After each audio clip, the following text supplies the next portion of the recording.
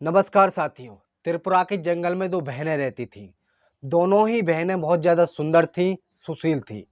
बचपन में उनकी माँ का देहांत हो जाने के कारण उनका लालन पालन उनके पिता ने बड़े प्यार से करा था।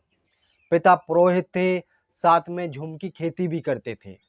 ज़्यादा आमदनी ना होने के कारण उनकी दोनों बेटियां अपने पिता से बिल्कुल भी कोई चीज़ की डिमांड नहीं करती थीं। यूं तो उनका घर कच्चा था, पर था ऊंचे टीले पर। फिर भी बारिश का पानी उनके घर के अंदर तक पहुंच जाता था। एक दिन दोनों लड़कियां अपने पिता के लिए खाना लेकर खेत पर जाती हैं और जब शाम को घर लौटती हैं तो घर की स्थिति देखकर वो डर जाती हैं। घर पूरी तरह से पानी से भीग चुका था और घर के अंदर भी पानी भर चुका था। छोटी लड़की को भूख लगती है और अपनी बहन से कहती है। उसकी बड़ी बहन घर के अंदर जाती है और जब घर के अंदर वो देखती है तब जितनी भी खाने की वस्तु होती हैं वो बारिश के पानी से बिल्कुल खराब हो चुकी थी।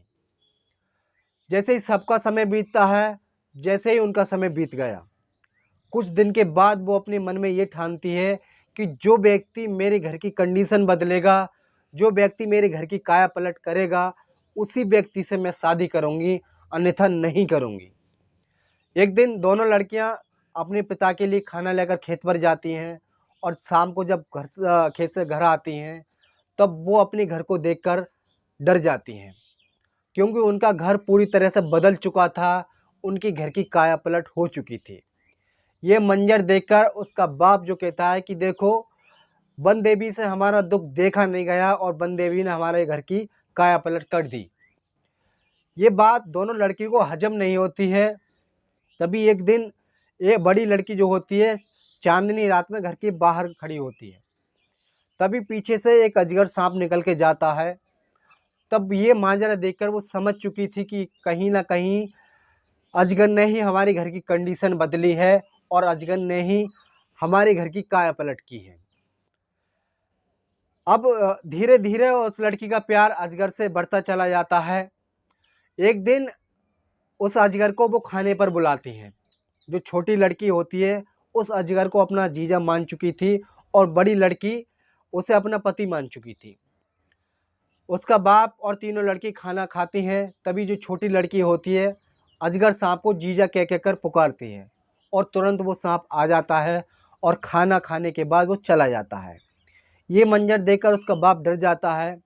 अब उसका बाप मन ही मन में ये सोचने लगता है कि कहीं समाज में मेरी बेइज्जती ना हो जाए, किसी को पता ना पड़ जाए कि मेरी लड़की जो है किसी सांप से मोहब्बत करती है, किसी सांप से प्यार करती है और शादी भी करनी चाहती है। ये सब देखकर उसके पिता जो है मन ही मन में सोचने लगते हैं कि अब क्या करा जाए। तभी बड़ी लड़की जो होती है काम के सिलसिले से खेत पर जाती है और छोटी लड़की घर पर ही होती है। इसी बीच छोटी लड़की को पता नहीं होता है कि मेरा पिता जो होता है मेरे होने वाली जिया के साथ कुछ घटना करने वाला है।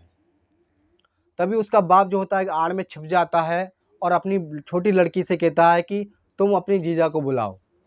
तभी छोटी लड़की जो होती है उस सांप को बुलाती है और सांप आ जाता है। उसका बाप जो आड़ में छिपा होता है उस पर धारदार हथियारों से हमला कर देता है और सांप के टुकड़े टुकड़े कर देता है और टुकड़े करने के बाद उसे जंगल में फेंक देता है। उसकी बड़ी लड़की जब घर आती है शाम को, तो जब ये मांजरा देखती है तो वो डर जाती है। वो अपने पिता को कोसती है। वो कहती है जिस सांप ने हमारी घर की काया पलट की थी उसी को तुमने मार दिया। वो लड़की वियोग में पागल हो जाती है और एक दिन दोनों बहनें घर से निकल जाती हैं। बड़ी लड़की जो होती है वो एक नदी के तरफ जाती है और नदी में धीरे धीरे उतरने लगती है।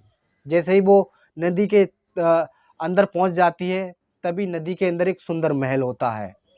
महल के द्वार पर वो अजगर सांप एक व्यक्ति के रूप में खड़ा होता है और अपनी दुल्हन का स्वागत करता है। दोनों लोग उसी महल के अंदर जीवन यापन करते हैं और मौज और मज़े से उसी के अंदर रहते हैं। हमारी कहानी आपको कैसी लगी कमेंट बॉक्स में ज़रूर बताएं। जय हिंद, जय भारत।